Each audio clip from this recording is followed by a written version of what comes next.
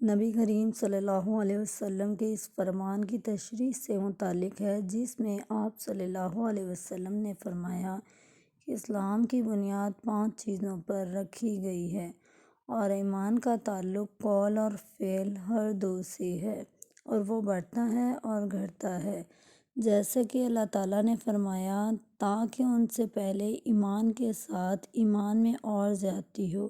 سورہ فتح آیت نمبر 4۔ اور فرمایا کہ ہم نے ان کو ہدایت میں اور زیادہ بڑھا دیا۔ سورۃ کہف آیت نمبر 13۔ اور فرمایا کہ جو لوگ سیدھی راہ پر ہیں ان کو اللہ اور ہدایت دیتا ہے۔ سورۃ مریم آیت نمبر 76۔ اور فرمایا کہ جو لوگ ہدایت پر ہیں اللہ اور زیادہ ہدایت دی اور ان کو پرہیزگاری عطا فرمائی۔ سورۃ محمد آیت نمبر 17۔ اور فرمایا کہ جو لوگ ایماندار ہیں ان کا ایمان اور زیادہ ہوا۔ سورۃ مدثر آیت نمبر 31۔ اور فرمایا کہ اس سورت نے تم میں سے کس کا ایمان بڑھا دیا؟ فی الواقعہ جو لوگ ایمان لائے ہیں ان کا ایمان اور زیادہ ہو گیا۔ سورۃ توبہ آیت نمبر 124۔ اور فرمایا کہ منافقوں نے مومنوں سے کہا کہ تمہاری بربادی کے لیے لوگ بکثرت جمع ہو رہے ہیں، ان کا خوف کرو۔ پس یہ بات سن کر ایمان والوں کا ایمان اور بڑھ گیا اور ان کے منہ سے یہی نکلا حسبنا اللہ و نعم الوکیل۔ سورۃ آل عمران آیت نمبر 173۔ اور فرمایا کہ ان کا اور کچھ نہیں بڑھا، ہاں ایمان اور اطاعت کا شیوا ضرور بڑھ گیا۔ سورۃ احزاب آیت نمبر 22۔ اور حدیث میں وارد ہوا کہ اللہ کی راہ میں محبت رکھنا اور اللہ ہی کے لیے کسی سے دشمنی کرنا ایمان میں داخل ہے۔ رواہ ابو داؤد عن ابی امامہ۔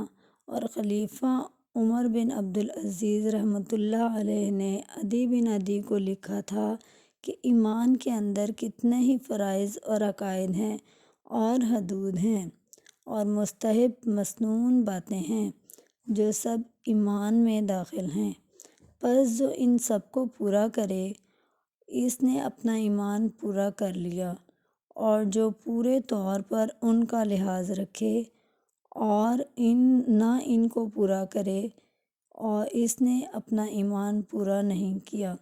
پس اگر میں زندہ رہا تو ان سب کی تفصیلی معلومات تم کو بتلاؤں گا تاکہ تم ان پر عمل کرو، اور اگر میں مر ہی گیا تو مجھ کو تمہاری صحبت میں زندہ رہنے کی خواہش بھی نہیں۔ اور حضرت ابراہیم علیہ السلام کا قول قرآن مجید میں وارد ہوا کہ لیکن میں چاہتا ہوں کہ میرے دل کو تسلی ہو جائے۔ اور معاذ رضی اللہ تعالیٰ عنہ نے ایک دفعہ ایک صحابی سے کہا، حضرت بلال نامی صحابی سے کہا تھا ہمارے پاس بیٹھو تاکہ ایک گھڑی ہم ایمان کی باتیں کر لیں۔